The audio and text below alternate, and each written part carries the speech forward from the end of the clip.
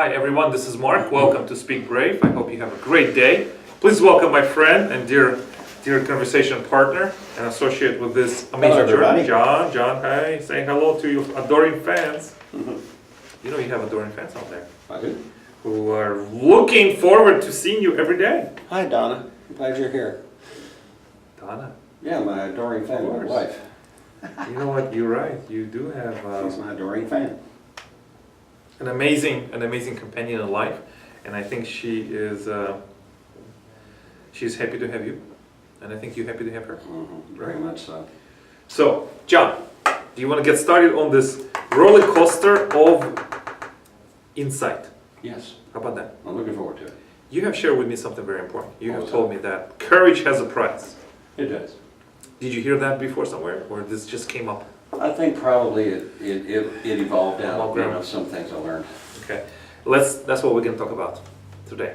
Sounds great. You ready? Yes, I am ready. We will go in 3, 2. Fear. When you hear the word fear, what do you think about? Do you think about something that you're so scared of that you cannot move? Something that has real consequences in your life? Something that is so paralyzing, so constricting that makes you feel as if there's no escape from it. Hi everyone, this is Mark Guy, and I'm sorry if I scared you off with my little introduction. It's Halloween, by the way, so don't be too scared, because I hope you have great times and great plans for the Halloween, but don't be scared of fear. Or more than that, the word fear. How about the word courage? When you hear the word courage, how does that interact with your body? Do you let it sit on your shoulders? Do you let it go to your heart? Do you let it go to your brain? The word courage, does it give you, do you stand up a little straight, more firm? When you hear the word courage and bravery and audacity and strength, how do you take those words? I have to throw something in. Go ahead. Okay, well, it's a good thing you don't have anything on the table to actually literally throw at me, but you mean into this episode. Go ahead. Yeah, I've got to say this because it's just crossed my mind as you're talking about courage. Do you know there are actually people who are afraid to be courageous? They have a fear of courage. They have a fear of what it takes to be courageous. I agree with that. And you know, John, what I want to make sure that we cover in this episode is that fear, do you respect fear? I do. Okay. Why do you respect fear? And what is it in this essence of fear? Because I love this topic, John. Do you like this topic? Yes and no. Okay, okay. So let's dig deep into this, because I have a lot to cover, a lot to discuss, and a lot of ponderance, and a lot of very provocative questions. So let's just finish this one right here. Okay. You said you respect fear. Briefly tell us why. I think fear can be your friend at times. Okay. I think fear can be the thing that can prevent you from doing something really dangerous and detrimental. Okay. That could place your life in jeopardy, or the lives of the ones you love, or could place your financial house in a state of catastrophe. So it's in other a words, survival mechanism. I don't think that fear is always bad. And you mentioned survival mechanism, and that in and of itself I think is extremely important, because survival requires a healthy respect of fear, but not an obsession with fear or a bondage of fear. So the way that I see this relationship is, you see fear, you see it. So would that be like, for example, you're the earth and the fear is the moon? Or fear is the sun? No, I think if you're going to think of it in that terms, I'm the earth and fear is a meteor. Okay. About to crash into the earth. Or an asteroid. Okay. Because the moon, See, always circles around. Right, and always the moon is circles around. important to the earth. Okay, it's important to the earth. It would be more of a fear if the moon suddenly spun out of orbit and we no longer had it there to affect our gravitational force. But okay, well, let's go a little bit. Let's discuss this a little further because this is Speak Brave, and we can do whatever we want. Yeah. So basically, Including speak brave in a crazy way. well, Speak Brave in a way that is asks questions that are probing and provocative. Yeah. So, but isn't that fear, like the moon is going around the Earth, that fear is always there to protect you? Earth is still going to revolve around the sun, but the fear revolves around you. Oh, I see what your analogy is. It's necessary to be in your orbit because it's a part of the stability. Yes, that's what I'm trying to say. Yes, so it creates balance. it creates balance. Yes, but do you see the size of the moon and the size in of the Earth? relationship to the Earth, you're So right. stay. I don't know where I'm necessarily going with No, this. but I can picture it very easily Okay. because you're putting it in its proper perspective. Okay. Some people think of fear as Jupiter orbiting the Earth. That's bad. That You is know why? bad. Because, well, it's out there. Yeah. The astronomers will tell us it's out there. We can see it's out there, but it doesn't affect our life. Yeah. Okay, so, but let's talk about something visceral. Okay. Let's talk about something that is real fear. Okay? Fear comes in many different faces, doesn't Yes, it? it does. Okay, it comes what? It comes when you first wake up in the morning, when you drive, when you go to work, let's talk about real fear that exists now in our society. Yes. The fear of losing a job, Mm-hmm. the fear of losing a spouse, for whatever reason. The fear The of fear of not being able to provide for yourself. right. The fear of Isn't that an unexpected house fire or an automobile accident. okay? So all of those are fears, right? Yes. How do we mitigate fear? How can we structure our life in such a way that we say, okay, fear, I see you out there, I feel you out there, but you will not rule my life. You will not make me less than who I am. Who do we look to? Who do we look to for an example of courage? Or somebody who is dealt with fear in such a way that we can respect and emulate. Who do you look to, John? Let's be as honest, as generous, and as open as we can, because this is Speak Brave, but we still have to keep moving. Yes. Part of that, I would say, is my faith. Yes. Faith for me helps to put fear, it dispels the fears that are of no value to me. Because again, we are talking about, I believe there are categories of fear, and there's certain fears that we just shouldn't be entertaining because it's an obsession with something. Well, I once saw a statistic that said that the largest percentage of those things that we fear might happen never happen. That's at right. all. What did you say? It was 85%? At least that. 85% of all fears that we And think then is... that percentage that do occur, the vast percentage of those can actually be dealt with and handled in a very positive way so that they don't cause a great deal of damage. So already we seem to be obsessed with fear, and we need to understand fear can torment, and torment's not what we were designed to experience. We were designed to have hope. We were designed to have a belief that we can make our day a better day if we allow fear to preoccupy our thinking. So, first of all, put fear in its proper perspective, and for me, I think Scripture puts it in its proper perspective because it lets me know that there are, for me personally, by faith, there is a force far greater than fear.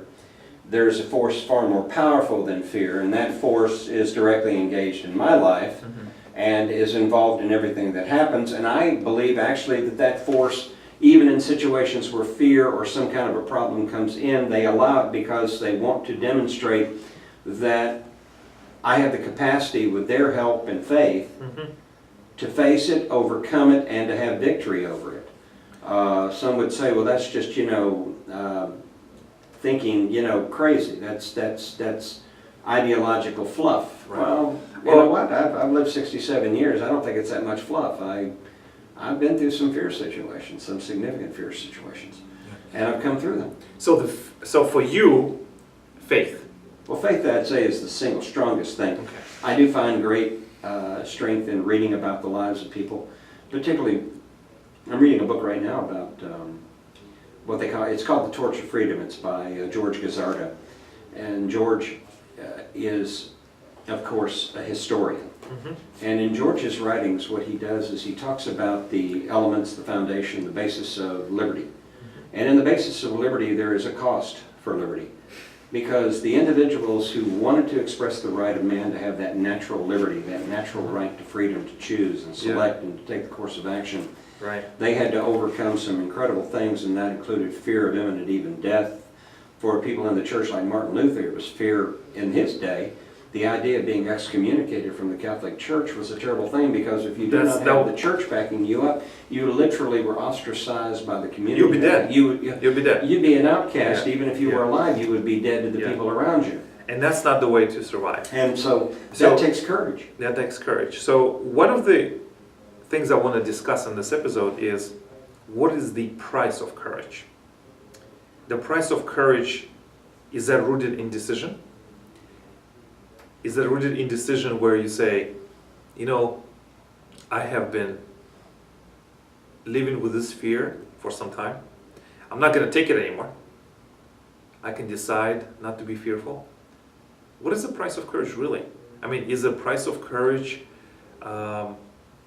is that maybe recklessness? It could be. When you decide, you know what, anything will be better than this, or you may think, you know what, I try this and it doesn't work, or I try this and it doesn't work. What do I have to lose? I mean, the thing. I mean, you can go worse, right? You can go worse. But if you don't try, to do it now, what is the guarantee that things will change? What is the guarantee that tomorrow will be better? I think we need to. What's the guarantee that next month or next year or next 10 years will be better? Because I think, I cannot speak for everyone, but I have seen in my own life and in the lives of others where we just let it go, where we let go of true hard decisions. And I think some true hard decisions require an element of courage. Oh yeah, I agree with you completely. I think it's like this relationship where you have courage and fear sitting in your living room, and who's going to take over? Yeah. Who's going to take over? Then you take both of them on a joyride. You know, sometimes you put fear in the back seat, sometimes you put fear in the front seat. I like that analogy. You remember, you have told me, if you put a fear in the back seat, who in the right mind wants a backseat driver? Exactly. I mean, that's just incredulous, and it's not acceptable. I think you and I agree on this. We cannot live our life without fear. Fear is a natural. It's a constant campaign. It's for survival. Precisely. In other words, in the instinctive living that we have in this life, we are wired to understand that fear is a necessary component to survival. If you don't have a healthy fear, you're not going to have good success when you come up against situations which can be potentially harmful, damaging, and even life-threatening. So a healthy sense of fear is important, and understanding that there will always be circumstances where fear is your friend and not your enemy. Where fear becomes your enemy is when it becomes a mind controller. And the mind controlled by fear is a mind that can never escape from the prison that it's in, because it doesn't believe in itself and it doesn't believe in its ability to be able to think outside of the walls of that prison. Yeah. And that's the reason why I felt your series is so important to me, because I'm trying to get people to understand the capacity of the mind to do so many wonderful and amazing things and to think literally outside the box. But if you're stuck in the box because you have a fear and you're afraid to take the risk and do it, well, let me think for just a second. So I'm talking about salespeople's fear. You know what salespeople fear the most? Well, everyone feels whatever they feel the most. Maybe rejection, or Well, no, there's maybe one, not I rejection. have one word for Okay. what a salesman fears more than anything. no. No. Okay, maybe they fear that, but a lot of people who are understanding the business, who understand it's a numbers game, I'm who with you there. understand that's a follow-up. There are 20% who do 80% of the work, Yes. and that 20% do not fear a no. No. Okay. But the 80% who are trying to Sales make the 20% Okay. that's left fear So- the no. It's just a funny image, John. It's the salespeople shaking in their boots of a feeling. But it is fear. Okay, Nobody so likes rejection. nobody likes rejection, but we have to get over it. We- Let's look at something else. Let's look at some other situation where Mhm. fear is real. What about health situations? Yeah. What Cancer. what about situations where your loved ones are in danger? Oh yeah, my wife. You know, or I mean, what I want to make sure that this comes across is that we're just human beings. And as human beings, there's so many god darn fears that just exist in our head.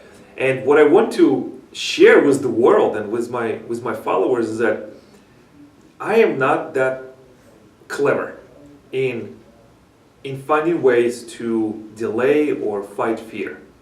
What have helped me before is that I have surrounded myself with people who are many times smarter than me and who I can be honest about and who can tell me, okay, why do you think this way?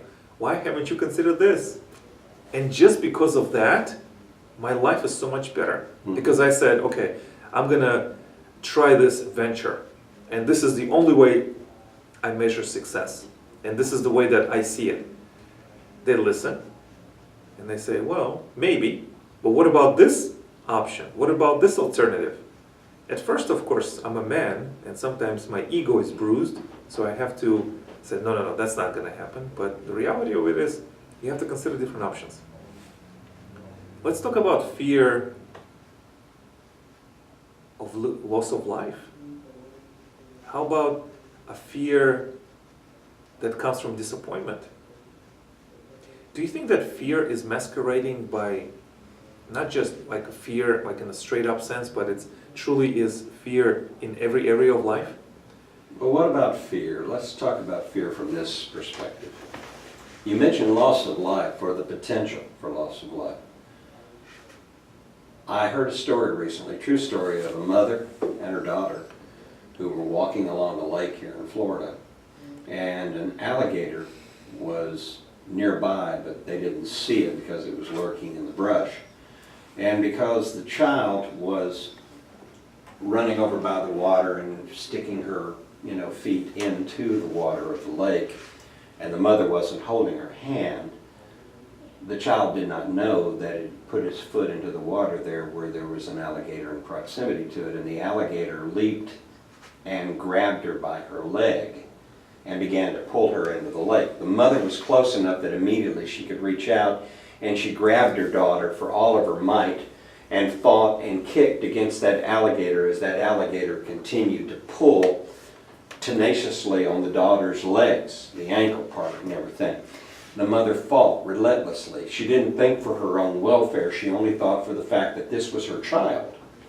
And at first the alligator let go, but then the alligator reattacked as the mother was trying to pull away. But eventually, because the mother refused to let go of that child and fought with the tenacity and the viciousness and the power that only a mother could do, that alligator finally gave up. Now the child had scars all along her legs from those tooth bites. But the daughter was very, very proud of those scars, and she was showing those scars when they had healed to her friends. But then she says, I want to show you the scars that I'm most proud of. And she held up her hands. The reason why she held up her hands was because that's where her mother first grabbed her hands with her hands and her fingernails and dug into her daughter's hands and wrist, literally pulling and clawing her daughter to pull her out. So while an alligator was clawing her feet, she was clawing at her daughter's hands and arms to drag her away from that alligator. And the daughter says, I'm proud of these scars because these are the scars that my mama left on me because she wouldn't give up trying to rescue me from that alligator. Now, fear was in that equation, but that fear brought a power to that mother that cannot be reproduced except under that specific set of stimulus. Wow. John, this story is gripping. I could feel the story, I could see it. Thank you for sharing this. I don't even know what to say about that. That's a survival instinct. That's a survival instinct. That's where so fear does something that you can't make yourself do. It comes from something far deeper. so it's this is the fear is involved, but the fear has been reduced, right? It has been put in place. It's been put in its proper place because the greater good is I'm going to save my child, because the fear of Survival. losing my child is far worse than the losing of my life. So the pain, the projected pain of losing a child was much greater Than than the pain of anything else. of anything else. And that's one way to deal with fear. But what we cannot, but wouldn't you agree that those type of situations don't always happen every No, day? they don't. But you see, that's the instinctive survival part of us. That's what we're bred to do. So that's one way. And that's interesting. This story makes you just to reflect, doesn't it? Puts Just you pause and where you reflect. Now it puts fear in a better perspective, because it reminds us we allow ourselves to entertain fear way too much and Yeah. give fear too much place in our life. And like you had said earlier, it really needs to be put into the back seat. We The never back seat. want to ignore fear. No one ignore. But let's change gears just a little bit. Mhm. As we discuss this fear, I think I mentioned the story about my grandfather to you. Mhm. My grandfather always said, if you tell a man 100 times he's a coward or stupid or an idiot or anything like that, he will become that. Yeah. What you're talking about. It's a self-fulfilling prophecy. It's a self-fulfilling prophecy, but I never thought of it deeply as I do now. That words that we use to describe ourselves and others truly determine our destiny. We do. We create our destiny through the language of our mind.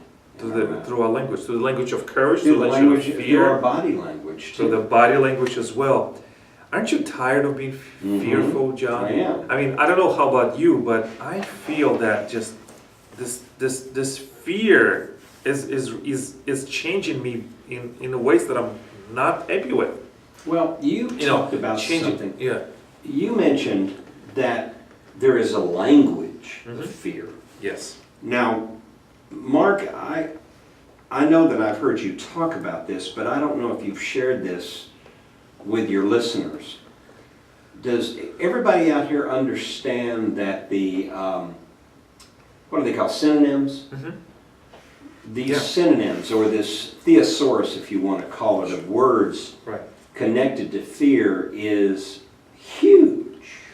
Yeah, I did research. What is up with Yes, I was doing research in preparation for my upcoming TEDx speech, and one of the sources that I have located that in the English language, the word fear has 1,163 synonyms. 1,163 synonyms for fear. Tremor, trepidation, consternation, spineless, horror, many, many, many others. And courage only has 600 synonyms, which is about a half. So much fewer, yeah, almost one. Yes. So why is that anomaly exist? Why do we have so many words for fear? Is that because of survival mechanism? Is that for us to be fearful? Is that for us to have more ways to look out for us, for others? Is it a warning system? Is that the way of life? Why there's such discrepancy exist? Because the courage, just as you have demonstrated with that story about mom and daughter, courage, right? I mean, that's just off the scale courage that exists in every one of us Mhm. if we're pushed to do that. Yeah. But why? I mean, language is important. Language is how we communicate. This language, how we encode meaning, is how we talk to each other. But why there's so many more words of fear? Maybe it's because we live in a society that seems to want to be preoccupied with fearful events instead of talking about those events that demonstrate courageousness and overcoming one's fears. I don't know. So is that because that's why we value courage and bravery so highly? Perhaps it is. Because it's It out of doesn't- ordinary. It's out of ordinary. Because do you believe that possibly that we are expected to be fearful, just like you said? I think there is the reason to believe that because I think that the way society, I think, has worked, historically anyway, maybe if one reads the Financial Matrix, they'd get an idea of that. Orrin Woodward wrote the Financial Matrix. It was a New York Times bestseller, and in it he talked about the subjugation of the masses who are the productive class as opposed to the elites who have the money. And there was a time in history when the common way to subjugate masses was to, Control with fear? well, not just control with fear, put them into slavery. And slavery is in its own form of fear because if you don't do your work and if you don't produce and you don't provide and you don't do all this work that's required by the masters, you will be beaten into submission, your children will be killed, and slavery is such a terrible and evil thing. So do you believe, we'll just shift the angle for just a moment. Yeah. So do you believe the language has evolved to control the language and to control the population? I mean, this is not I'm going to say that, Mark, and that may sound like a conspiracy theory, but why we're not is going, we're not going to conspiracy, but we're discussing this important issue. But why is it that Why it there's seems- so much more words of fear? Well, we hear Why it is all that? the time. I mean, Mark, turn on the television set and watch national news. We've created a society here that is fearful of forces both within and without. We have made groups of people both legitimately but also illegitimately fearful of Each a other. class of people Oh, are each fearful other. of each other. We've made, for example, So do you, people are fearful of the police. People are fearful of white supremacists. Yeah. People are fearful of individuals that they own don't know. guns. They don't know. So let's just focus on this. Focus on this with precision that we have. Do you believe the language of fear has evolved? Yes, for us to survive, for us to be fearful, because who benefits from it? Who benefits from the language of fear? The people in power benefit from the Okay. language of fear because So do they you- can manipulate society with Okay. fear. They can get people convinced that they need this because they plant the seed of fear and nurture the seeds of fear through their Do you communication. believe that possibly, okay, so who benefits? People who control resources. Mhm. Do you believe then that if that's the truth, if that is the truth, legitimate, maybe it's directly, maybe it's indirectly, the language of fear is twice as big. We know that. Do you believe that within us, we allowed it? Mhm. Within our brain, within our spirit, within our humanness, we allowed fear to thrive and to grow. That's why it's so big. I mean, wouldn't it be, I mean, I cannot come on the scene at my TEDx speech and say, okay, change your biology, No, you change can't your do that. bones, change your circulation system. I cannot do that. What I can do is recognize. That's it. There you go. Recognize. That's it. I can recognize. Expose people to recognize that there's more here than just the language of fear, that we weren't designed to be the product of fear, that we weren't, if we are such a great creation, and I believe we are, then the mind has the capacity not only to better understand the component of fear, the mind has the capacity to begin to understand how to categorize fear in its proper perspective so that we can grow our minds in a more positive and So- courageous direction. Okay, there's many things to consider here. Oh yeah, it's a lot There's of work. many, but I need to make sure that my focus is on the language of fear. Mhm. And with that idea, you can put things in perspective. Mhm. Because number one, you recognize, okay, I'm in my living room, I'm on the couch with fear and courage. They're both there. Or I'm in my car. I can put fear in the back and courage I can put fear in the back seat and courage in the front. What is next? Next is a decision. Decision to change your language. Or not possibly change your language entirely, but maybe amplify your language.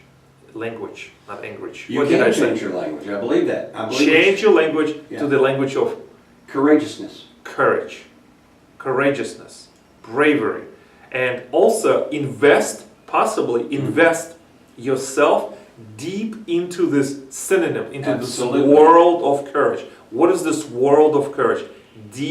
Dive deep into it. Ingest it. Ingest it. Intentionally ingest the positive, powerful, courageous language of success. Okay. And after that, then your decision what to do with it afterwards. Do you Exactly. want to take action on it? Do you want to just ruminate into this? How do you want to take the direction of your life?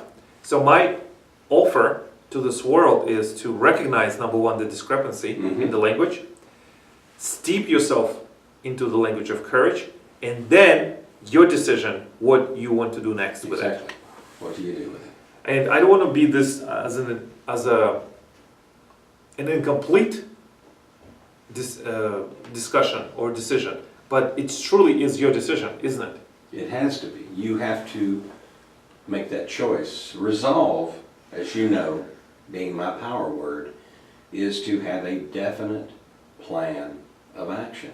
Yeah. So what action do you want to choose to do? And Right. have you resolved that it's going to be the thing that you will insist upon doing in good times and bad So times? perhaps what I'm doing is I'm equipping for a better decision, Mhm. for a more You're accurate decision. exposing people to a choice and letting them know that they have a choice. You have a choice, and the choice is truly yours. Mhm. Wow, that's what I'm really after. You have choice. That's what I'm really after. Thank you, John, for this discussion. I hope this opened up a few new revelations in your thinking, and hopefully something you can add to your life. Mhm. Thank you, everyone, for listening. I hope you have a great time, whatever that you do in your life. Don't forget to download this podcast for your enjoyment. Share it with friends and with your colleagues, and and I hope to see you next time. Don't forget to speak brave. Thank you, everybody. Hope you have a great time watching us, and I cannot wait to see you next week. Thank you, John.